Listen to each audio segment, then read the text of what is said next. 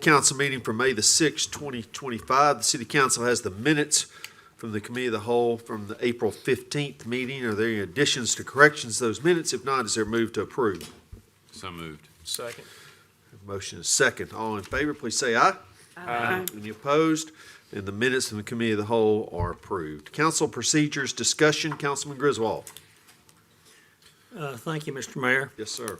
As I mentioned before, and what you all have received in our working group, was I was proposing an amendment to our rules to allow the applicant or his representative to have up to 10 minutes to address the council outside of the public hearing window. And that's really the gist of it. I want to give folks an opportunity to say their piece as to what it is we're presenting, because we've all received the packets ahead of time.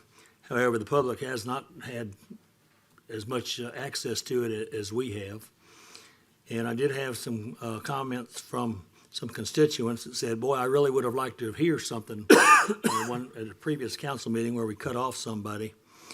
And I fully recognize that we have the ability to ask questions, and it can be open-ended questions, and say, hey, would you come back up and tell us more about your process or whatever. But at the particular time, as Chief Dawson said, we don't sometimes know what to ask. So I think it would be beneficial for the council to hear from the developer and or his applicant prior to this public hearing starting. That way he's not on the 5-minute clock, but he has a 10-minute clock that he can talk to us about. Okay. That's it. Sure. Thank you. Any questions from the dais? I agree with what Colonel's saying. I think it would be good. That way, I think it's good for the citizens as well. They can hear what the developers got to say, and they may come up with some questions for themselves that we could ask. They could ask us. Anyone else? Now, would you still allow them the 5 minutes also? In addition to the 10 minute, up to 10 minutes, and then they can still come back for those 5 minutes? Well, as a member of the public, they would have access to the public hearing, so yes, that's something we couldn't deny them. Okay. Correct. Anyone else? So just to elaborate on that, Megan, if these 10 minutes were set aside, then anybody within that developer's party, whether, I mean, it could be an architect or an engineer or a partner or the developer themselves could come back. We could not stop them from coming back and taking 5 minutes during a public hearing in addition to the 10 minutes that have been attributed to them. That's correct, because a public hearing is for the public, so that's correct. You can't then further restrict. However, you, per Councilman Griswold's point, you can modify your rules to give them time outside of the public hearing. And I think if I'm hearing Councilman Griswold correctly, it's one person, 10 minutes, or however you want to do it, but it's not everybody gets 10 minutes outside of that. It's the project itself, whoever represents it has 10 minutes. That's what I was proposing, yes. Megan, this is a question, could the council vote to suspend the rules on a specific issue? It's let's say that we don't want to do this every time that we have a public hearing come up. Would we have the ability to suspend the rules in a specific instance and allow an applicant additional time? Yes, you do, and per Robert's rules, it just takes a 2/3. It'll be a motion and a second and a 2/3 vote of the council, not a simple majority, to do that. And just to clarify, that would be for a particular individual to suspend it. If we suspended the rules, does that mean we suspend it across the board, that everybody can exceed the 5 minutes, or just the one person that we apply it to? To my knowledge, it would be the one person you apply it to, but if somebody else asks and says you gave so-and-so 5, a member of the public then says, well, you gave them extra time, I would like extra time. Yep. That's the quandary for the city council and what you decide. But they are your rules, and you do have the right to suspend them for one person. Conversely, if we take an approach that let's just call them development, every project that comes before the council, we're going to give that that lead person, that developer, that applicant 10 minutes. Is that what the council wants to consider? I mean, sometimes that's more than one per evening. And we know as we are watching the planning commission agendas, that world's ramping up pretty good right now.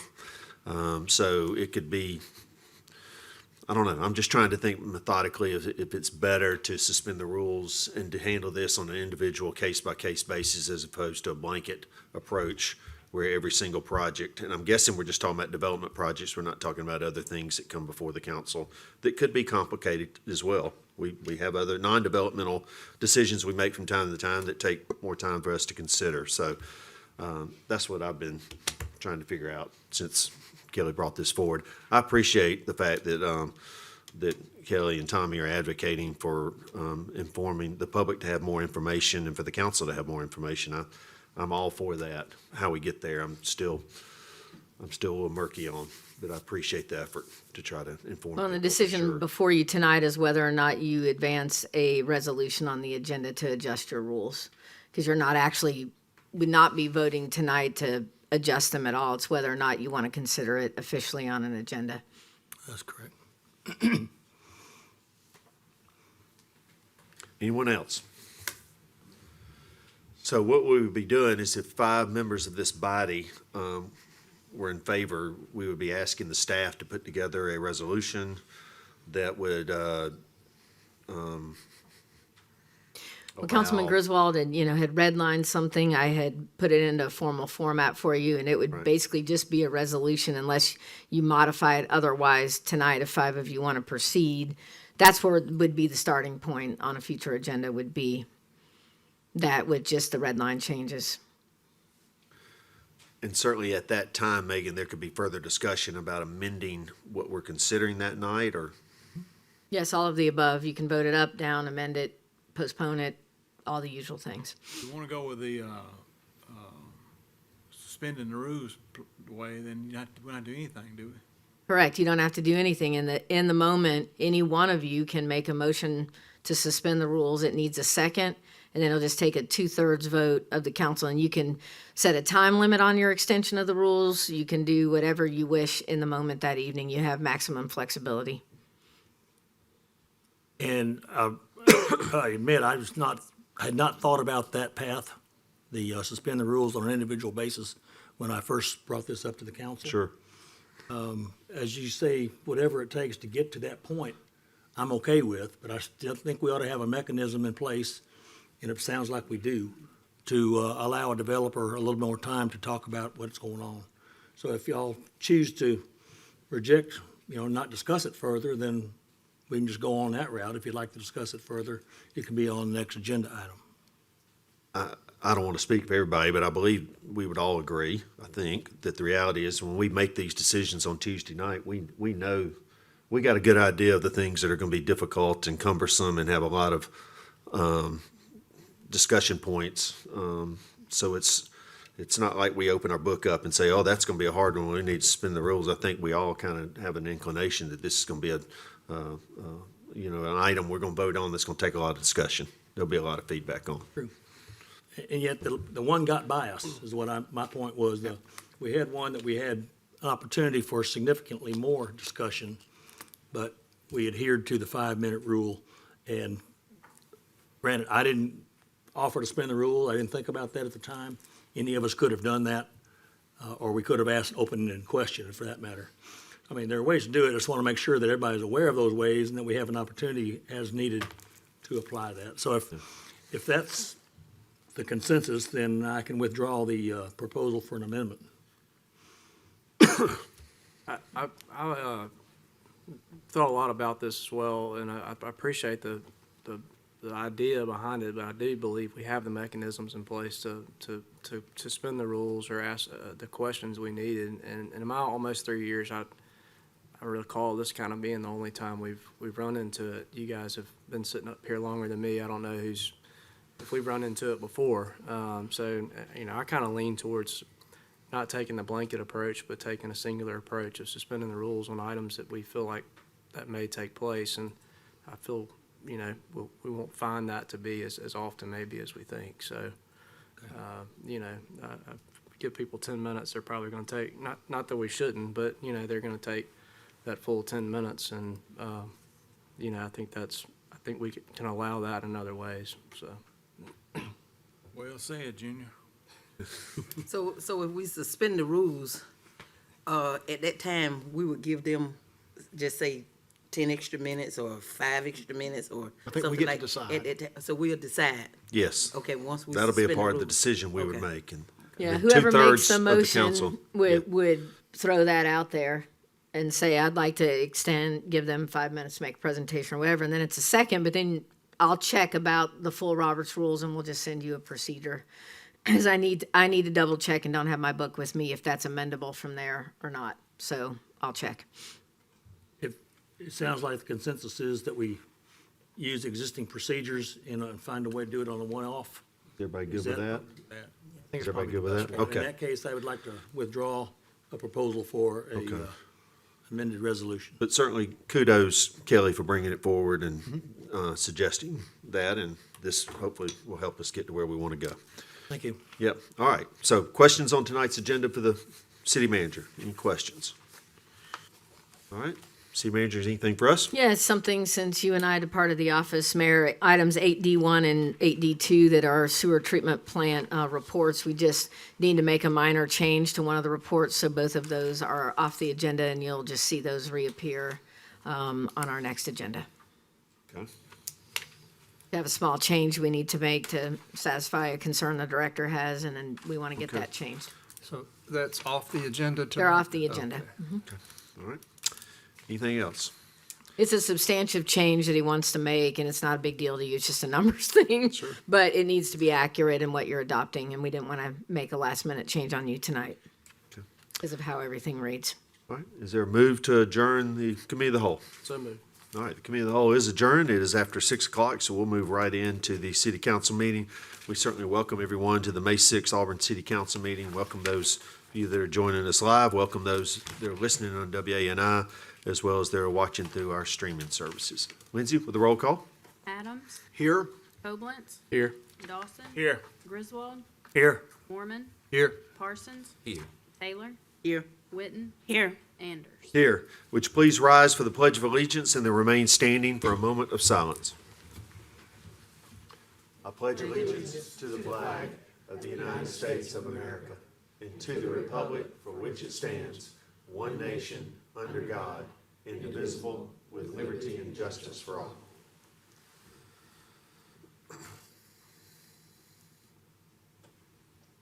Please be seated. It is the first meeting of the month, and so we're proud to introduce you to our Employee of the Month as well as our other outstanding employees and an additional commendation.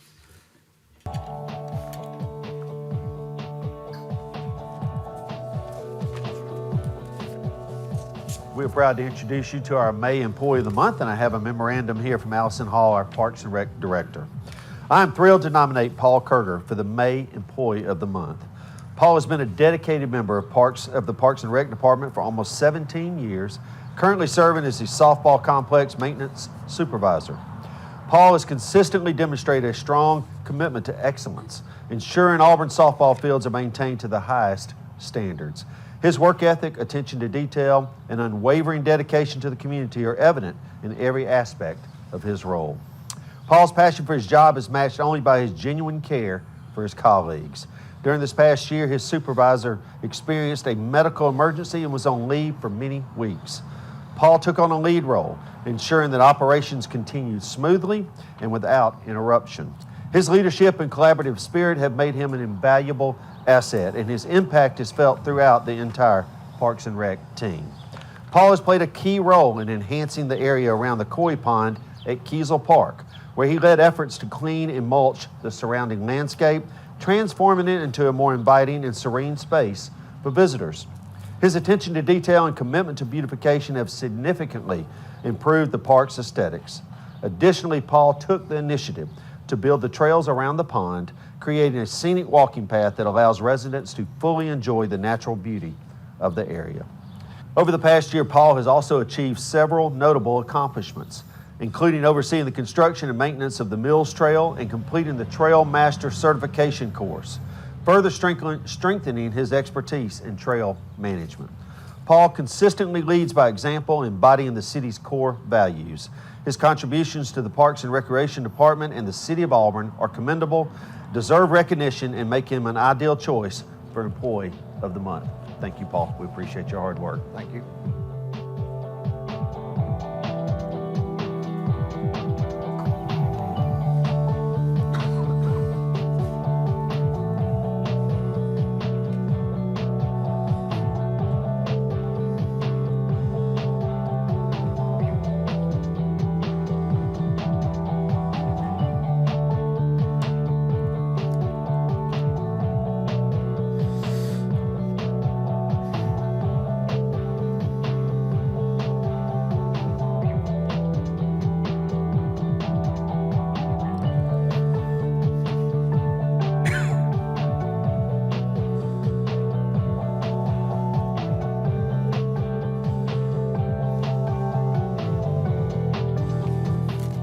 We are proud to recognize and celebrate our outstanding teachers here in Auburn City Schools, and I have a resolution that I'd like to present that says, whereas the City Council recognizes the quality schools are an essential component of a progressive community, and whereas teachers dedicate themselves to empowering thousands of children with knowledge, and whereas Auburn City Schools strives for excellence to provide Auburn students with the most enriched education possible, Auburn City Schools has honored the following as Teachers of the Year for their respective schools: Meredith George, Auburn Early Education Center; Drew Bagwell, Auburn High School; Mary Sanders, Kerry Woods Elementary School; Lindsay Moody, Creekside Elementary School; Nikki Key, Dean Road Elementary School; Latoya Levitt, East Sanford School; Davis Ann Spigner, Ogletree Elementary School; Liz Greathouse, Pick Elementary School; Susan Norton, Richland Elementary School; Lee Rogers, Woodland Pines Elementary School; Kim Chavis, Wrightsmill Road Elementary School; and Sarah Sanderson, Yarborough Elementary School. Whereas Auburn City Schools has named Allison Etheridge of J.F. Drake Middle School as the Elementary Teacher of the Year, and Joshua Wine of Auburn Junior High School as the Secondary Teacher of the Year. Wine has also been named the District 2 Secondary Teacher of the Year, which puts him in the Sweet 16 of finalists from across the state of Alabama. Now therefore it be resolved by the City Council of Auburn, Alabama, that the council hereby recognizes and congratulates the Teacher of the Year honorees from Auburn City Schools for their outstanding achievement in the teaching profession. Be it further resolved that a copy of this resolution be spread upon the minutes of this meeting and a copy be presented to each honoree, adopted and approved by the City Council of the City of Auburn, Alabama, this 6th day of May 2025. Congratulations. Thank you. Congratulations. Certainly, congratulations to all of our teachers. Thank you for what you do for our children, and summer is near for all of you. Certainly also want to thank our great employees here, and very proud of Paul Kerger, as well as the other employees that you met tonight. And they have been working hard, as this is an active community this time of year, and plenty is going on. During the Committee of the Whole, the City Council had a discussion about potentially changing some council rules to allow for larger discussions, longer discussions in and around development projects. City Council has decided not to do that and will seek another path that allows the City Council to suspend rules individually, project by project, when the concern is arise that there needs to be a further explanation or more information presented. And so we'll try to work with that, and hopefully that'll work well for the City Council. I've got a number of announcements I'd like to make tonight, and I wanted to start off we have had City Fest since the last time we came together, and City Manager, if we could get a small report on how City Fest went. I've only heard great things. It was a beautiful day, and there was a lot of people there. Oh, it's excellent. The Parks and Recreation Director loves coming to the She microphone, and she would love to tell you about it. That'd be great. I am proud to talk about Auburn City Fest. It was our 24th annual, held at Kiesel Park. We feel like it was probably one of the best that we have had in our 24 years. A lot of that is due to the citizens that came and showed their support for all of our vendors and arts and crafts people. And also a big shout out to our public safety. They were tremendous in helping us move a lot of traffic in and out of the park all day. Beautiful weather, and so we were really glad that it was such a success. Good. Thank you, Allison. Thank you to your team. Thank you to Public Safety and everyone else that participated. That's a gigantic event that takes all hands on deck, so congratulations. Also want to remind everybody that Steel Magnolias is now ongoing at the Auburn Community Theater. A lot of hard work has gone into that, and I've heard excellent reviews. The neighborhood job fair will be at True Deliverance Church, May 8th from 1 to 5. There are 20 companies listed, I believe, at this point in time that'll be there.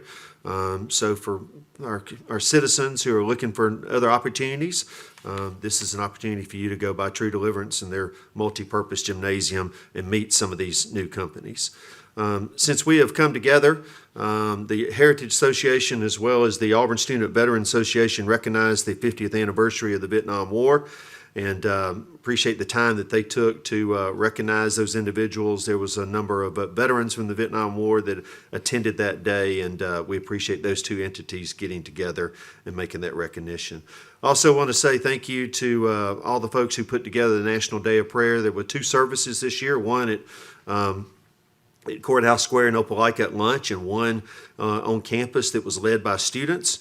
And very encouraging that citizens took time, along with people from the faith leadership in our communities, to ask for prayers on behalf of our cities. I also want to thank Auburn University again for holding an AU student memorial service. They recognized 3 young men who lost their lives this year, and had their families back for that, and it was a very poignant service, and I just think it's something that Auburn has done a great job of, and I appreciate them taking time to do that. I also want to say thank you to the Auburn Beautification Council. Since we have been together, they have replanted all the baskets in downtown, and hopefully you'll recognize that and thank a member of their organization when you see them. There's a lot of hard work. I laugh and say there's a lot of people on top of ladders that probably shouldn't be on top of ladders, but there was a lot of sweat and a lot of smiles and a lot of laughter, and they do a great job. And now they're dragging that cannon around and keeping them watered during the hot days, and we just appreciate that. It adds a lot to our community. A young man named Justin Murphy, who many of you might know, has worked at Publix for many, many years, is moving from our community, and that happens from time to time. But Justin is a special guy. He has participated in the Special Olympics a number of years, was recognized for his spirit a few years ago from the State Special Olympics organization, and he is a guy that has just brought us a special enthusiasm to our community, and his family will be moving away from Auburn, and we wish them the best, and certainly want Justin to know that we'll never forget him and thank him for everything that he has done. I want to say congratulations to the Lee Scott girls and the Auburn High School girls, who both of their soccer teams are in the Final Four, and the Auburn High School girls track and field team finished second in the state. I want to remind everyone that the Mayor's Memorial Day breakfast will be coming up on Memorial Day. We would love to have you there. It's a wonderful morning as we recognize our veterans and our veterans that are no longer with us, as well as having a wreath-laying ceremony after the breakfast. For more information, Megan, call City Hall or call Industrial. That's fine. You can call Okay. City Hall. We'll get All you the right, right great. place. And then a couple of final things. Number one, Auburn has been recognized as one of the top 100 places to live in America.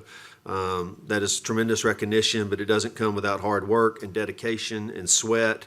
And I appreciate the people that work for the city of Auburn, who go to work every day to try to serve the citizens in the best way possible. I think the citizens, for the people who have moved to Auburn, who create the economy that pays for these services, and we're very blessed to live here in Auburn, and we recognize that, and hopefully we'll keep our foot on the gas and keep making Auburn a special place to live. And this Sunday is Mother's Day. I certainly want to say to Connie and Beth, happy Mother's Day to both of y'all, and to all of our other mothers that are in the audience tonight or in our community. Thank moms for what y'all do. Y'all are incredible people, and we frankly just couldn't do it without you. All right, any other announcements from the council? Anyone else? Did Yes. you say that the True Deliverance Job Fair, May the 8th, at what time? 1 to 5. 1 to 5, okay. If I'm wrong, somebody correct me. Yeah. Kelly, do you have something? Yeah, I'd like to also recognize the folks that put together the Bow Bikes Bama this past weekend, particularly the public safety folks that participated in safeguarding the route. Unfortunately, the weather curtailed it a bit, so some folks didn't make the whole ride. I know I didn't make their whole ride because of the weather, but they put on a tremendous show, and it's a great thing for the city of Auburn to have that. This will be the last Bow Bikes Bama. I believe this was the 24th or 5th Not year. sure. Anyway, a number of years, and all the proceeds of that go to the governor's fund for tornado relief. They've built a number of community shelters and that type of thing throughout the state. So it's been a tremendous success for the city of Auburn. That's all. Good, thanks for bringing that up. Anyone else? Okay, we'll move ahead with Auburn University Communications.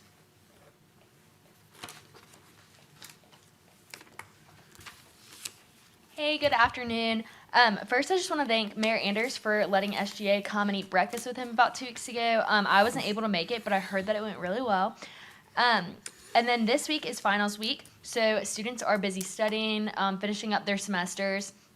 And then also Auburn Housing closes on Monday, so students are also trying to get out of the dorms and everything before Monday at 12. And then since this week is finals week, Auburn SGA has been giving out donuts and orange juice in the library every single night this week for Up All Night. It's a super, super fun event. Gives those students that are still studying a study break, and then sometimes some fun people come like Bruce Pearl or Aubie. And then Freshman Forum and Lobby Board wrapped up last week having their banquets. And then also last week was Auburn Ring Night. So the students that bought a ring got to have their ring and then take some photos with it on Sanford Lawn. And then Freshman Forum applications and Lobby Board applications for the upcoming year will hopefully be out by the first Camp War Eagle that will happen on May 29th. That's all from me. Thanks, and War Eagle. War Eagle, Evan. Good luck on your finals. Good luck to all of our students on their finals. This weekend is graduation. I believe ceremonies go from Friday till Monday. So a lot of parents in town, and we certainly congratulate those young people who are finishing up their collegiate careers and appreciate them choosing Auburn to go to college, and all the best to our students who are moving on. Thank you, Evelyn. All the coffee shops are busy right now, no question about it. All right. At this time, we'll have citizens' communications on items on tonight's agenda. If you'd like to speak to the city council about anything that's on tonight's agenda, now would be the time to come forward. You'll have 5 minutes to speak. We'll ask that you come forward and give us your name and address for the record. We do have one item that has a public hearing recommended. In all honesty, we'll be asking the city council to postpone that public hearing to a later date, the first meeting in June. So if you'd like to speak to the city council about anything that's on our agenda, now would be the time to come forward. Okay, seeing no one, we'll move into city manager's communications. Mayor, under City Manager's Communications this evening, we have the announcement of one vacancy on the Indian Pines Public Park Authority for a term that begins June 21st, 2025, and ends June 20th, 2029. The appointment will be made at the June 3rd meeting. I'd also like to remind you that items 8D1 and 8D2 on the consent agenda have been removed while staff makes a few minor changes. So our first item of business is the consent agenda. Does any council member wish to remove an item from the consent agenda and deal with that item individually? Yes, Sonny. Yes, ma'am. I'd like to remove item 8, Echo, Richland Park. Okay, 8E. All right. Anyone else? Yes, I'd like to remove 8F1, 8 Foxtrot 1. F1. Okay. Anyone else? 8C. 8C. Okay. All right, item 8C authorizes changing the July 2025 city council meeting dates from July 1 and July 15th to July 8th and July 22nd. Move for approval. Second. Have a motion and a second. Connie? I just wanted the public to understand that the council meetings will be moved in July, so just to make Yes, that ma'am, and we'll put announcement. out a good bit of PR on that. Also, thank you. All right, we'll go to 8E. Do we vote on Oh, that's right, I'm Yeah. sorry. A little Excuse vote- me. vote would Excuse help, me. yep. All right, we got a motion and a second. All in favor, please say aye. Aye. Any opposed? And that motion carries. Sorry about that. All right, now, Item 8E authorizes a contract with Foresight Group LLC for the Richland Park Master Plan in the amount of $85,000. Move for approval. Second. all right, have a motion and a second. Sonny? Thank you. Well, this is a contract to study what the park will have in it, but what do we offer them in the way of our desires for this park? Do we have that fashioned out in some form of what we'd like to see the park? Yeah, absolutely. Well, one thing is we have in the Parks and Recreation Cultural Master Plan, that was laid out. We have some internal layouts we've looked at. This is a long time collaboration with what the public needs are, with the Parks and Rec Advisory Board has been weighing in for some time. And one of the things that we know for sure that's going in this park is baseball, softball. We are woefully short on baseball and softball fields. And so you saw in the scope, there's a number of things that we're looking at, but baseball and softball are a sure thing. The exact configuration, final layout and all that will be set up here. The council will get a look at aspects of this, not for full adoption, but to ask questions and what have you as it's completed before we go to a final design contract, so that you would know what's in it before we pay a lot of money to formally design it. But this is in the budget, and Keith, correct me, or Allison, I think we were around $50 million mark for Richland Park. We're expecting kind of all in, what can we get for that initial amount, and what would this look like if it phases out further. I'll remind you that we still own a piece of property across Will Beekner Parkway that is part of this Will Beekner Parkway right-of-way, slice some of our property. That will likely not be involved in anything for an initial phase, but we have plans for that for the future. We get a lot of phone calls from people that think that the city would like to dispose of property, and it is very rare that we want to sell our property because we have plans for it with our level of growth. And so this is just that basic master plan. You'll also have seen in the scope, and I've had some questions about tennis. We didn't say we were expanding tennis onto this property. We're looking at, would 10 additional courts fit? How does that work and why? That's part of what we do here to be able to make better recommendations. But baseball and softball, there's a pond out here. There'll be restroom facilities, parking, et cetera, are our main focus at the moment. Okay. Any other Is this further park- questions? I'm sorry. Is this park gonna be out by the school? Yes, ma'am. It's across from not Richland, but Creekside Elementary, right at the intersection of Will Beekner Parkway and Richland Road. And that's where, I know it's not fun, but we built all that sidewalk up the section of Richland Road that's fully in your ward, and you can cross over and be on the multi-use path and go all the way. And this will be a massive park facility. Eventually, it could have a recreation center and so on, but that may not make it in the first phase. We don't know, with baseball, softball being the highest priority. But this is not in my ward, though. This is No, ma'am, it's in Tommy's ward. Okay. Exactly. The good stuff. Give you the side eye. Any other questions, comments? Yes, Gil. The master plan indicates that the high school site is still on this location. Since it's been moved, will that change the whole layout or the? No, it does not, because, so the schools still own, they sold us this chunk of property, and its total acreage is, 160 acres total. This portion of the site is 120 acres. 120 acres is ours, and the other acreage is theirs. Our total acreage is 160 acres. We have 120 as part of this concept plan. Their Right. parcel's completely separate. Yeah, so we bought this from them initially because they had the whole site, and then they are behind it further down Will Beekner Parkway, and I believe they do have plans to put a school there, just not a high school. Okay. All right. Any other questions? All right, we have a motion and a second. All in favor, please say aye. Aye. Any opposed? And the motion carries.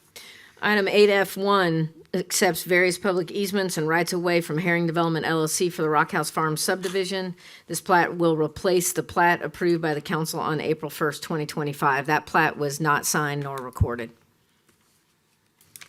Move for approval. Second. We have a motion and a second. Mr. Griswold? Thank you. Have improvements been made already to this road since we considered it last time around? So the developer put up a very large subdivision bond, and I don't know where they are on the improvements. Brandy, Scott? I've not seen it. I know they're under construction and in the early planning stages. They've, been working through some realignments to save some trees and things along this so that since those plans are just getting approved, I don't think they've started construction, but I have not been out there in recent You want to weeks. explain that the bond does allow them to proceed with transacting with property out there and some So- other things? Correct. What the bond does is it pays for, it basically puts a bond up for all the infrastructure, public infrastructure that's required for this development. So if the development were to fail, then we've got the funds to be able to make that happen. So that bond allows them to begin to convey property for builders to start building. In particular, one house that was already constructed. They're able to subdivide that and Yeah. take some That proceeds. bond's in hand. Yep. The last time we talked about it, there was a lot of discussion about a culvert that needed to be replaced, that the HOA had the responsibility for at that time. What's going on with that? That's part of the upgrade of the Bridlewood Drive, yes. That's the being fully replacing the funded culvert. by the developer, Okay, by this subdivision. The bond's north of $2 million. okay, Worth so. of infrastructure. If we accept this, does that mean that the city is now responsible for improvements in the future of this, or, Not until it's built and we accept it. okay? So they gotta build it, and then we gotta accept it, and then it's ours. That's why we've got the bond. So in the event that they default on completing it, we would call the bond and So complete it it. will no longer be a private road at that point. No. And so the existing HOA that is adjacent to this will be off the hook for maintenance. And we actually have dedicated public right-of-way making this a public street. After they've Finished done it. everything they have to do. Yeah, the city of Auburn has no fiscal obligation to this whatsoever, other than maintenance 1 year after we choose to accept it, because we get a 1-year warranty out of everybody. Okay, thank you. Any other questions? Is there an event or a timeline that would cause the building of the, or replacing of the culvert or improving of the culvert? Is there some seminal event that will cause that to happen? In other words, are they? They've got to deal under- with improving the culvert as part of the permanent road project that they're doing right now. But there's no timeline, there's no event that would say, now you have to, it has to be complete. As again, not anything in the construction of it. In order to facilitate a permanent road there, because it's just an easement right now and a private road, they will have to upgrade the culvert as part of the project. That just methodically, as they're building the road, they have to do that. But there's not a timing trigger other than in order to complete it, they're going to have to improve the culvert. But there isn't something in the document that says 4 months from now, the culvert has to be completed. They've got normal time in a subdivision bond to complete construction. Any other questions? All right, we have a motion and a second. All in favor, please say aye. Aye. Any opposed? And the motion carries. Do I have a motion to approve the balance of the consent agenda? So moved. Second. Motion and a second. Any further questions or comments? All right, all in favor, please say aye. Aye. Any opposed? And the motion carries. Right, under ordinances, item 9A amends Chapter 20, Article 2, Section 20-47 and Section 20-53 of City Code by increasing solid waste charges per a rate study that was completed in late 2023. Rates for solid waste, also known as garbage, trash, and recycling, have not been increased since 2014. Unanimous consent is necessary and a public hearing is recommended. Someone introduce? I'll introduce the ordinance and ask for unanimous consent. Second.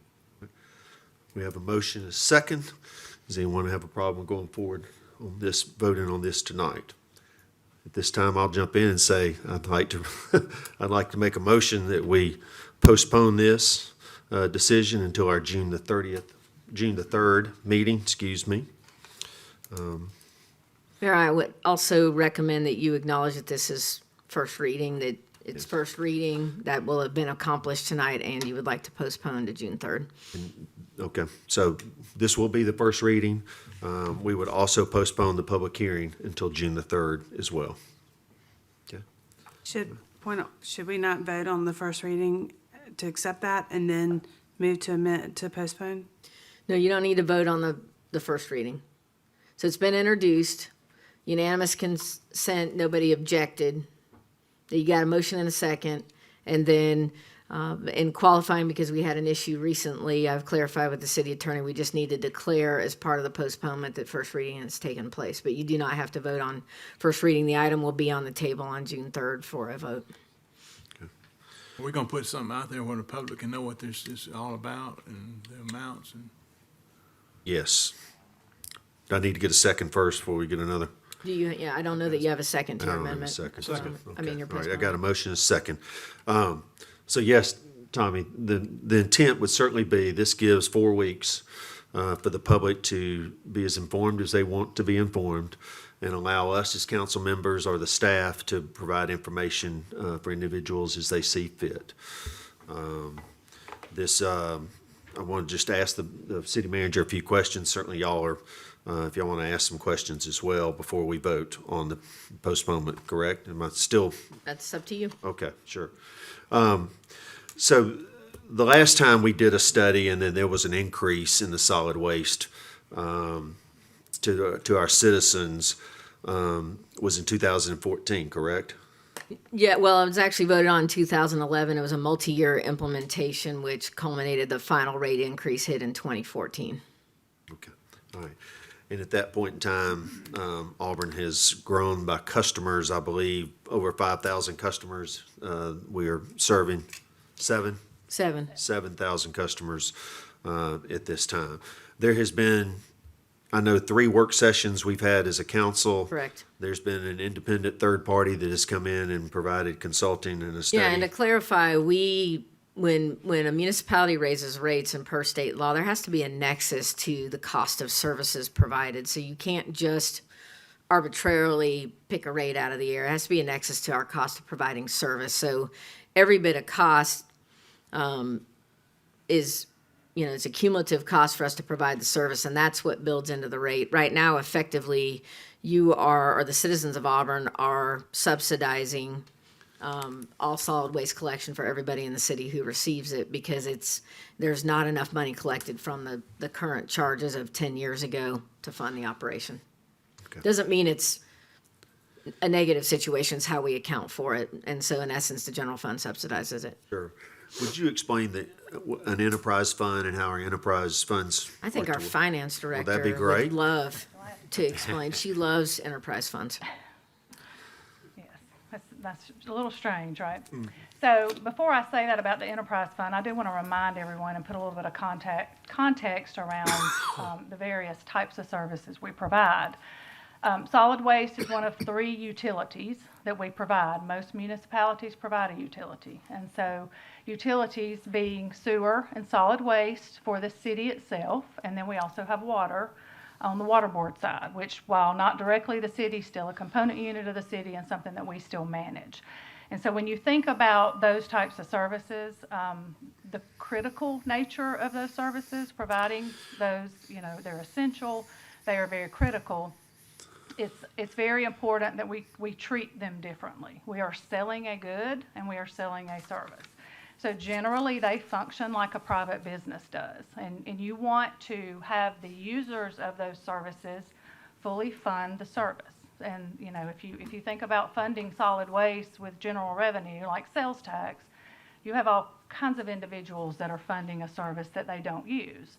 And so that's the idea. And where we get to an enterprise fund is that the enterprise funds are set up and made so that we can track this just like a business. And it operates that way. While we are not in it to make a profit, we are in it to fully cover, and we intend to fully cover the cost of providing that service. Everything. Every expense, every capital purchase, everything that goes into that. And so we use those enterprise funds. We track revenue and expenses in those funds, keep everything together. And then when we get ready to decide what that user rate is, we're going to use a consultant who specializes in that field. And ideally, we would do that every 4 years.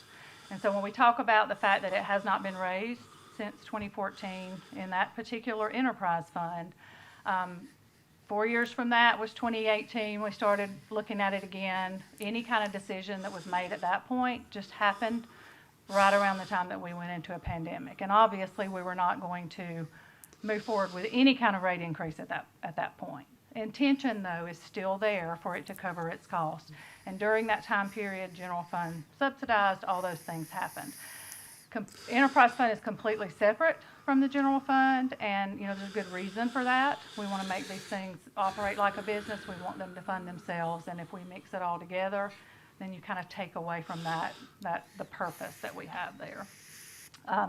So yeah, over that time period, the general fund has subsidized, since that last rate increase, over around 3.5 million, I think, at that point. But, so, we're here, even though that study was done in 2023, a little time has passed because we weren't ready yet to kind of make a decision about that. We have over and over proven that the rates that came out of that rate study are right on track, and we're still, and here we are again, we are still here.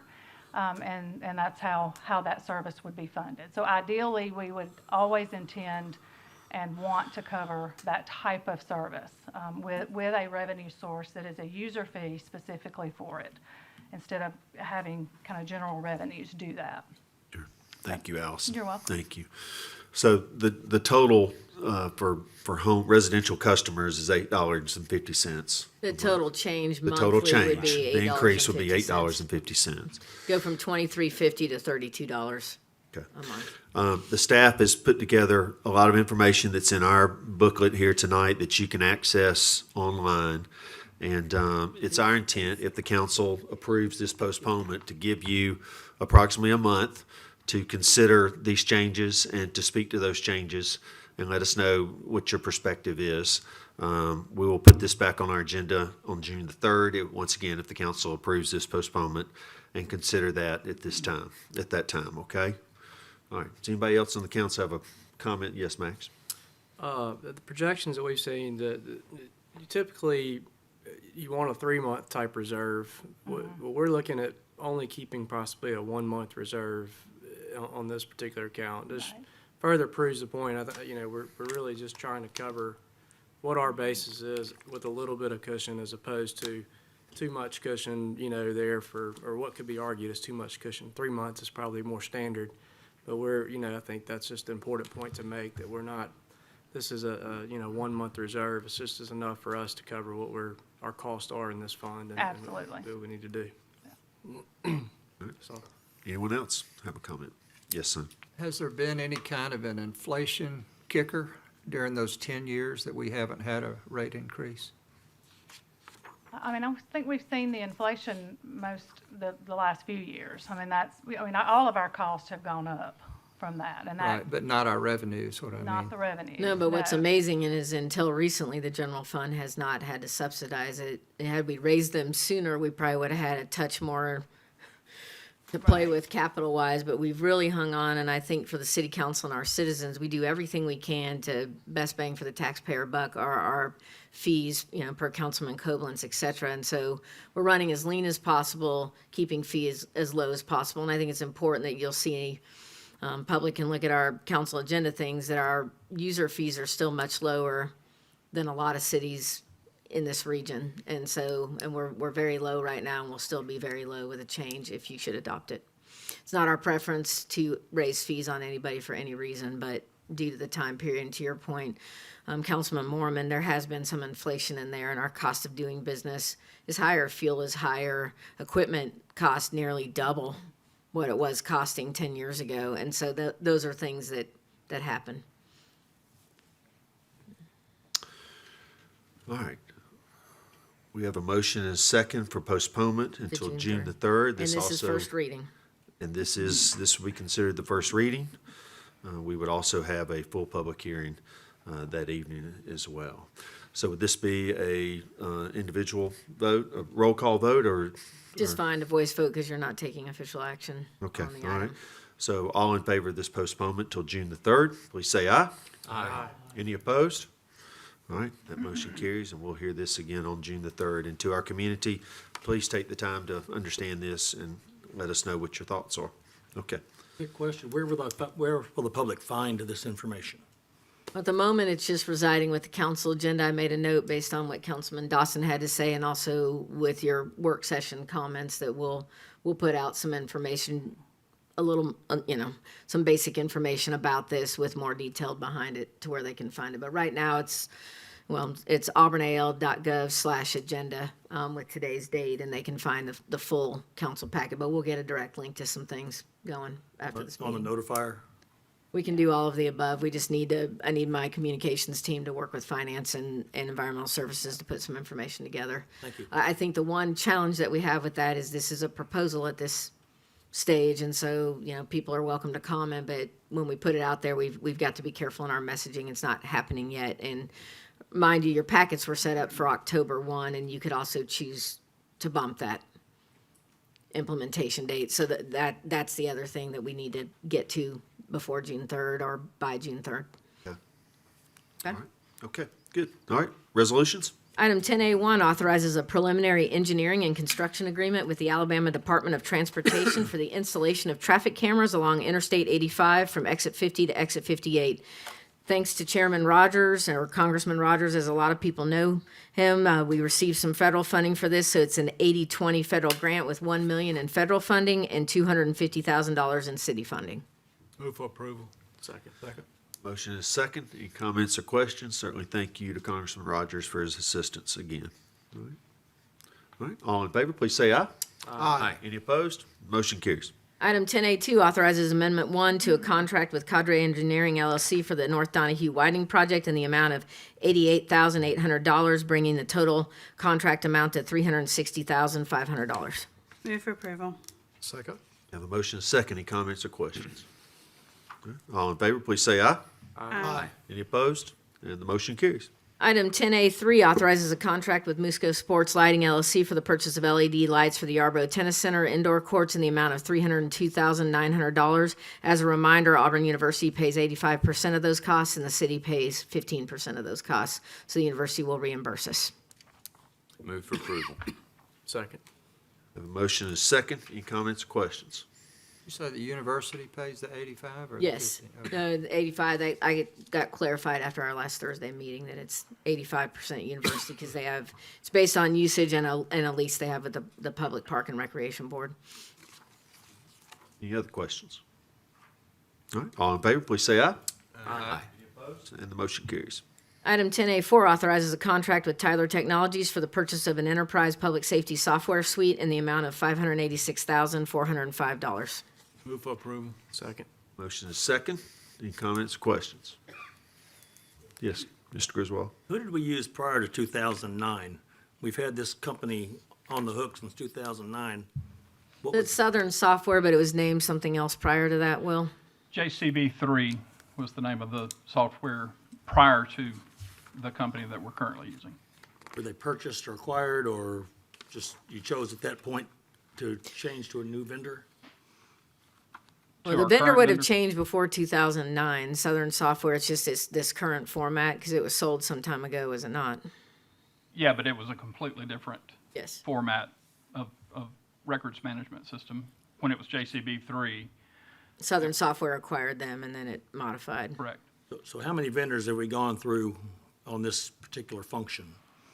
Not including the one that we're fixing to vote on. 6, I believe, five or six of national vendors. So we've changed vendors and contractors 5 or 6 times. No. We've vetted those different vendors. Yeah, he was asking change, Yeah, not how many did we vet have we for gone this. through?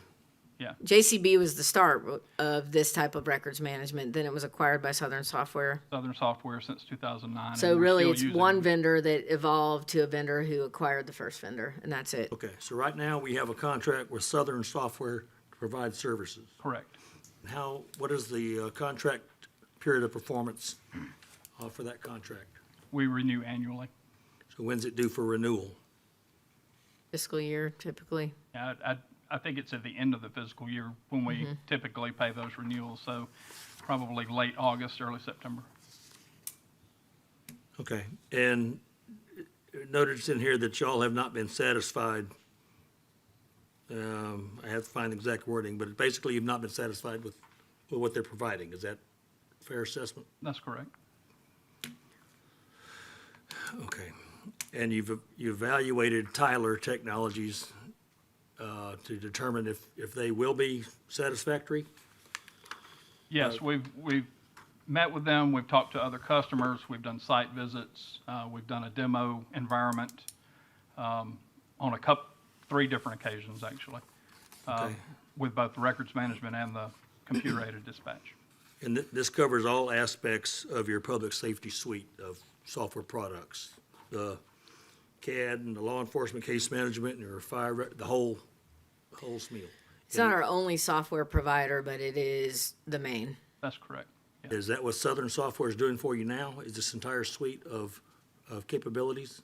No, this will actually add some capabilities to what we currently have. Okay. And as far as compatibility goes with state or federal or whatever it is that you have to provide reports or interface with? Yes, they're fully Does- compliant with all of those automated submissions to both the state record systems and the federal NIVERS reporting. So the intent is to award another annual contract for the next fiscal year at a cost of about $500,000 a year. Well, you want to explain the difference? This is, you've got initial purchase and then you've got maintenance. Sure.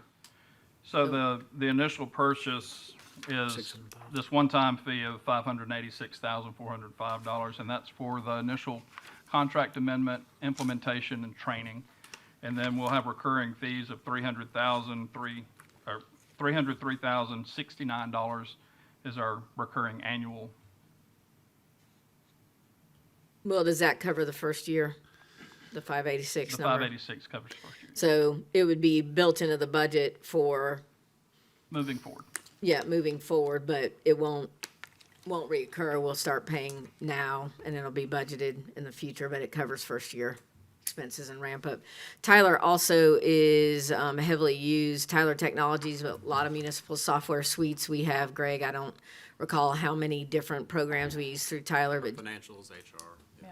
yeah, a number of, and we've been satisfied overall and have tremendous amount of experience with implementation. One of the challenges in this is nobody wants to make database and or software changes, but as we're growing and technologies are changing, we need everybody to move with the times with us. And we also need some capabilities that we don't currently have with our current software suite. It's not something that anybody wants to change over, but when it's not meeting our current needs quite the way that we want it to, we've got to make a change. And that's why it's before you tonight. It says you had varied success with engagement from Southern Software's support team. So you have tried to engage them to get it, to resolve problems, to improve things, to add capability or whatever? We have both within the public safety business unit and the information technologies department have engaged with them numerous times over multiple years to not only improve the records management system, but to fix glitches or bugs that, we experience here and there. Also to get a better schedule and implementation of updates. It's been a significant issue over the years. Okay. All right. Okay. I know I'm asking a lot of questions, No, it's but fine. when I see a $500,000 bill, I get curious, so. Yeah, Chief okay. Anderson's here to answer He would more love to detailed speak to you. I questions think you should have also some questions for him. related. I don't want to put him on the spot. I believe I'm comfortable now. But like all department heads, he likes to talk. Yeah, I'm sure. But, so the current contract term goes through the end of the fiscal year. And then at that point, we will switch over to this, Tyler. Is that the plan? So we don't know the exact timing yet. We'll have to maintain our current vendor until we completely migrate over. And so there may be a timing issue where we have to pay for one more year of Southern Software if, because the current contract will be ending in a couple of months. Implementation can take up to 12 months of the new. There's not a good way to know until we're in the Until thick we're of there, it yeah. technically, and there's some things that they haven't stepped forward with. Database conversion is full of glitches at times, and our information technology or chief information officer loves it.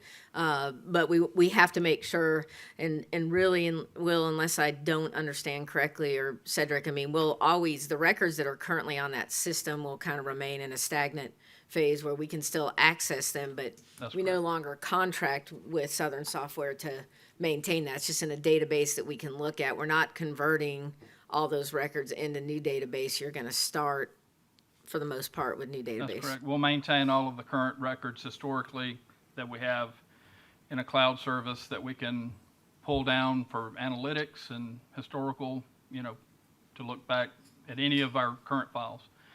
And then this system will start building a new database. Will there be it's like an enterprise, it's an enterprise system, so will you guys have the opportunity to build it out, customize it? There is some customization that can be built into this. And then as part of this implementation, they'll offer, they'll build it out for you. You'll have to beta test it, and then they'll offer support. The core functionality is there Yeah. already. The customization is more related to smaller functions or reports that we need that are Auburn-centric that we'll ask them to customize for us. And they will do the data migration for us? Or they Yes. will migrate the data from the old system to the That's correct. new system? What's our current annual cost for the current contract? The All Southern- in for Southern these software. services, I believe it's around 70,000 a year. Okay, so I would like to note, Kelly, that just is that these large enterprise like software systems, when you transition from an old one to a new one, it's not uncommon that there has to be some overlap. You really can't shut one off without taking the time to build and make sure that the one you're migrating to is running like you want it to. I understand that, but do we need another full year's contract with Southern to make that happen? Or is there a period of time that, give them a modified contract? Is that to be determined? 3 months, half a year? We'd have to negotiate that with Southern Software, and we haven't. Yeah, I mean, I'd hate to be discussed it with them paying yet. two separate companies for the same overall function, sounds like what we're gonna be doing. We're gonna be paying Tyler to come in, get set up with their one-time access fee to include $303,000. At the same time, we're paying Southern $70,000 for hanging around, I guess. And Well, the vast majority of every software contract we have, when we switch over, this is what happens. We often have a year of overlap or 6 months or 3 months because we have to continue to provide services without stopping. So there isn't a way to fully measure that right now, but that is something both the Information Technology Department and Public Safety have been collaborating about, and we don't have a final answer on that, but we will know more about it coming up. But it is possible it's a whole year at $70,000-ish. So really, we're looking in excess of $500,000. So we've got to have two companies on the hook, so for the same function. But I understand that it's necessary for the transition. I understand that. Just Yeah. hope there's some way to mitigate the overall cost of the company we're not happy with. I hate to issue them a brand-new contract for a full year if we're not happy with them. Leave that up to y'all and the finance folks and contract folks. Any other questions or No, I'm comments? done. If I may, just one. This benefits the police department. I think it was originated at the request of the police department. And my follow-on is, I'm sure that it's going to do them a good job. I'm confident of that after hearing the exchange tonight. Have you also gotten buy-in from the fire department and the EMS and anybody else associated with this? Yes, so that this it will is, work for them? this is a public safety enterprise suite of software, so it actually touches all of the areas of public safety. So records management, case management, all of those things are police-centric, but we have computer-aided dispatch that's emergency communications. It has components in there for fire records management and the patient reporting to the Alabama Health Department for our ALS modules. So it touches all of it. But are they happy with the way it will perform? Yes. Oh, it's not overly cumbersome or anything. You've got buy-in from them, that big thumbs up. Okay. We did. Thank you. We collaborated with all of the different sections during the demos. And back to, this would not be on the agenda if it didn't get past me. And, those are the things that I vet with them clearly. And so one of the challenges is Tyler is one of the best at providing this service. And it's like when we went there with Axon body cameras, they are one of the best in the field. And what we're trying to do here is be as efficient as possible. But not a move that we wanted to make, but it's a necessary move to provide the level of service our citizens expect and our employees need to be efficient. And it gives us room for growth. So this is not for the now. This is for now and in the future. Okay. This was not a budgeted item, so when was this need determined? We've been working on this for almost a year. Why wasn't it in the budget? Wasn't in the budget because they had no idea who they were going with, what the price was going to be, and so on. And so we are looking to absorb this expense in this fiscal year and buy other things that may not have come to fruition. So it's not going to be, it will hit ultimately, it's not going to affect any change with what's already budgeted overall for the city this fiscal year. So it'll be in the next budget update? The next budget update will reflect, in the second year, a fee for our annual maintenance. Allison, am I missing something on that? That's right. Just adjusting. This year is just gonna be coming out of the general fund. It'll be coming out of already budgeted funds for public safety. All right, thanks. Anyone else? All right, we have a motion second. All in favor, please say aye. Aye. Any opposed? And the motion carries. Mayor, those are all the items of business we have for you this evening. Okay. We'll move into citizens' open forums, opportunity for you to address the city council about anything that might be on your mind. We'd ask that you come forward and give us your name and address for the record, and you have 3 minutes to speak to the city council. Yes, sir.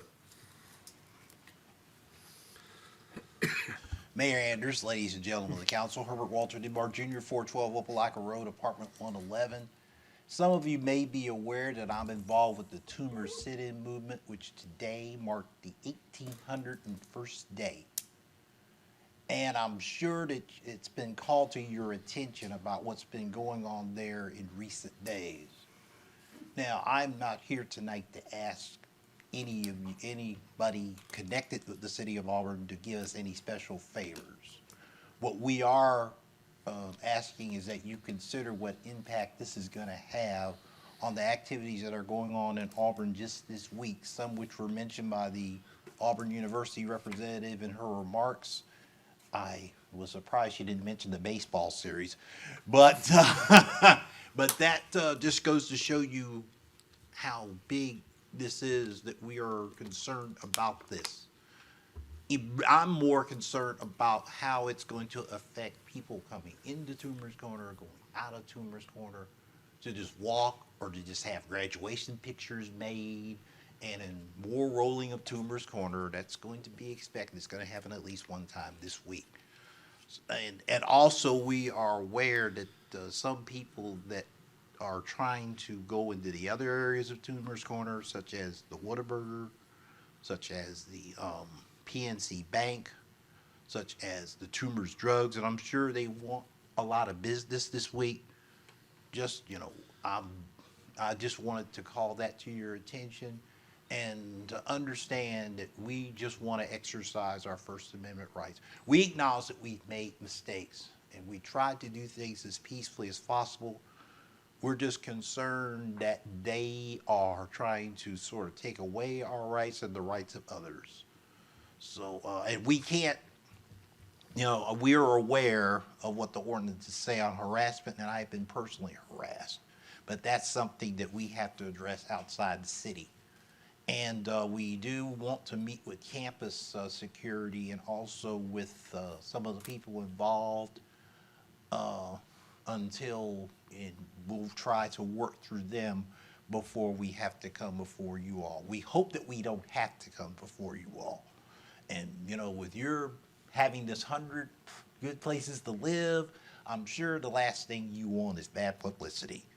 So just keep that in mind. And like I say, we'll acknowledge our mistakes and we'll try to work better to make sure that we don't violate anyone's Bill of Rights and that we observe the ordinances.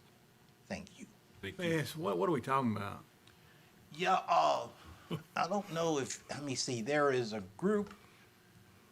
are some guys from Lakeview Baptist Church who have come to us and just pretty much dominated the conversation, and they just are trying to push a certain viewpoint, and we try to give them some feedback, and it just seems that we're not it's not gonna come to a resolution, but there have been more people from this group out there. I think it's called In Something, Alabama. I even noticed Monday morning when I was coming to Toomer's Corner, to do some recycling work. I've been lazy and not go to the recycling center, so I saw the recycling can there and I emptied it. I noticed that there was an American flag planted in the area where the Toomer sit-in movement has been sitting. Now, I don't know if Auburn University is aware of this. I don't know if Auburn University gave the permission. All I know was there. And I have not been there since Monday morning, so I don't know whether it's still there or not.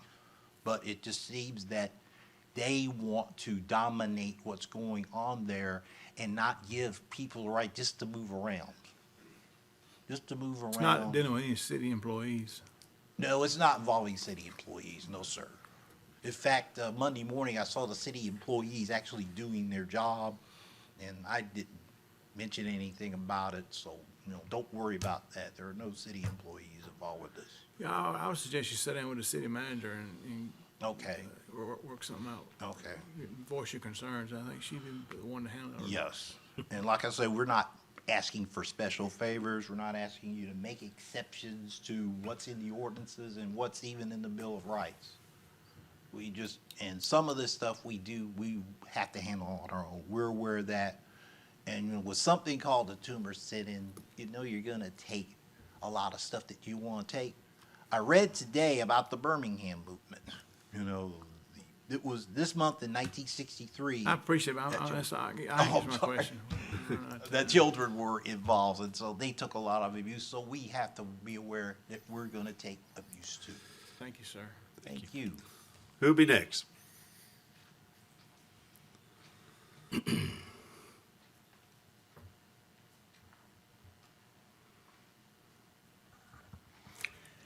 Robert Wilkins, 261 Denson Drive, Auburn, Alabama. Good evening, Mayor and Council. Auburn, a misused city. The city of Auburn is blessed with an abundance of tax dollars with little infrastructure needs compared to well-established cities like Montgomery, Mobile, and Birmingham. But what do we do with the abundance?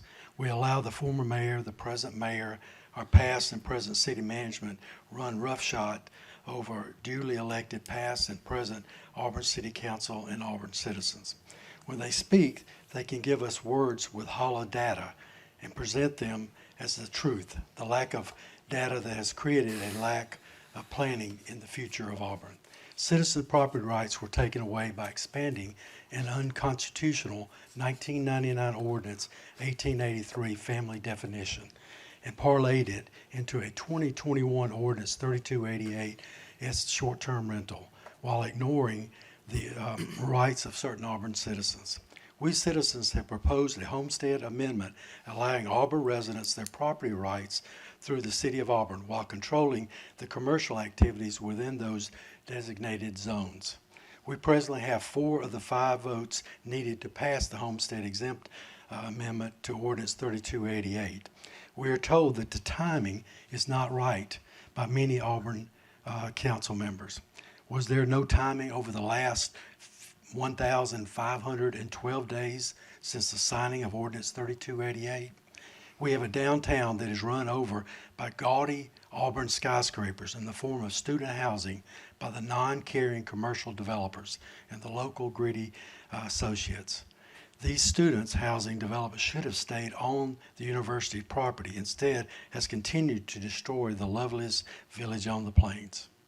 We have the Auburn Planning Commission that does no planning, just approves future commercial zoning changes by utilizing the plans of 2020, 2030, 2040 into infinity and beyond, while ignoring any resemblance of our oldest established neighborhood, while the new HOA neighborhoods grow at a speed of light. Even our city manager runs over our city council by creating a horrible logo up there and the horrible slogan without the council approval or even the approval of the Auburn citizens, while taking this logo and weak slogan and spreading the image of once the loveliest village on the plains. Thanks. Who'll be next?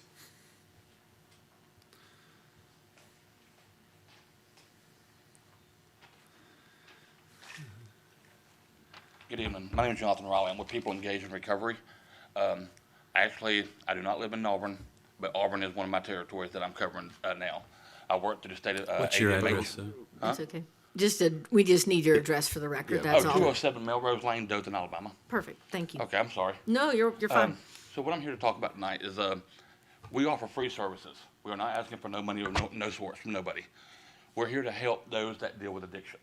Addiction right now, it does not look like the homeless person do. It affects anybody and everybody right now. We have fentanyl going through this country at a rapid rate. I lost my daughter 5 years ago. I take this very serious. I was the COO of an auto group out of Dallas, Texas. I retired and I moved back here to do this, what I'm doing today. My wife works for a treatment center in Dothan. The city of Auburn, the court system does use that treatment center. My thing is, I get up every day with one goal, is to help one person. We have a community center in Dothan. We have a community center in Mobile, also been open one in Bruton. My next phase, I'm hoping, is Auburn itself, Lee County. Because my thing is, I come up here, it's a beautiful city. I have a child that graduated here. My thing is, I just want to see people get better. That's all I want. I don't want to see people sit in a prison cell for the rest of their life because of being addicted to a pill or to another drug. Y'all, we have people dying from overdose of marijuana right now because of fentanyl. I have packets for all of you here today. It has fentanyl, fentanyl test strips in it. What's that? Sorry about that. No fentanyl, y'all, I promise you. It has the fentanyl test strips, it also has Narcan in it. The Narcan, I am training first responders throughout the state on how to use. I'm in the prison systems, colleges, and hospitals itself. I mean, it's just, we're anywhere and everywhere right now. And like I said, we don't want your money. I don't need it. ADMH has plenty right now with the opioid lawsuit money. My goal is to just get up here. I mean, I'm up here 2 or 3 times a month already. I cover 11 counties by myself up under the OD2A grant, which is overdose action. And I thank y'all. I respect every one of y'all for what y'all are doing, because this is the most commendable city council meeting I've sat in. Go to Dothan, you'll see what I'm talking about. But I mean, it's been very well reserved. I thank y'all for allowing me to speak. And like I said, I do have packets for each one of y'all, and I'll give it to you afterwards. Or you could leave it with the city manager and she could distribute. But anyway, Okay. thank you for coming. Thank you. Yep. Who'll be next?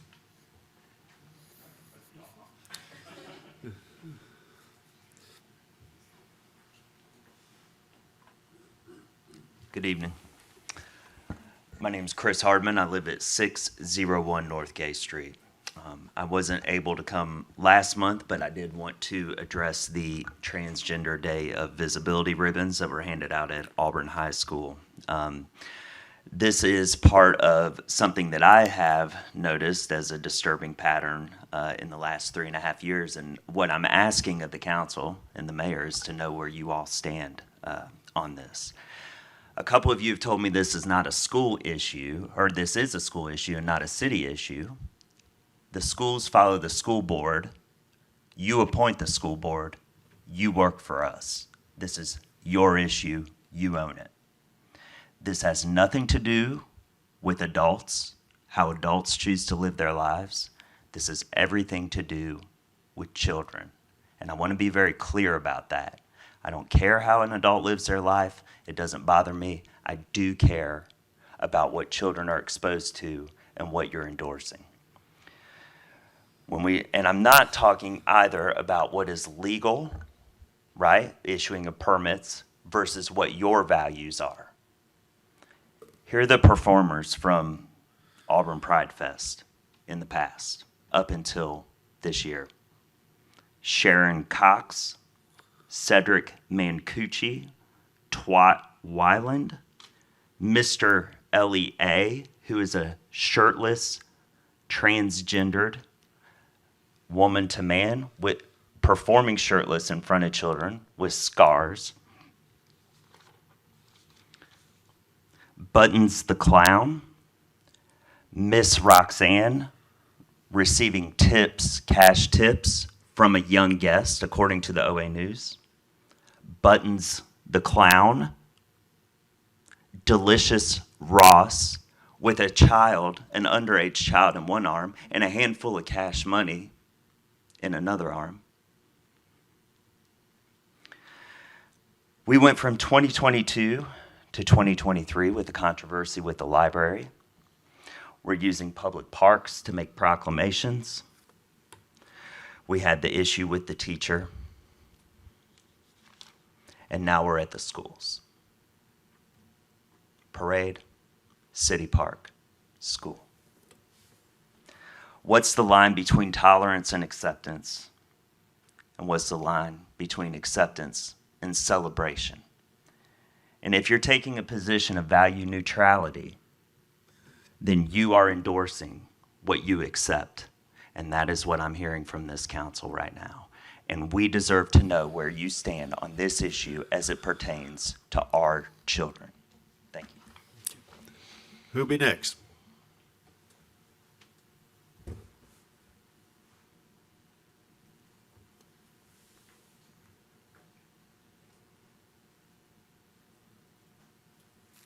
We'll close citizens' communications. Anyone on the council have anything they'd like to say? If not, is there a move to adjourn? So move. All right, we're adjourned.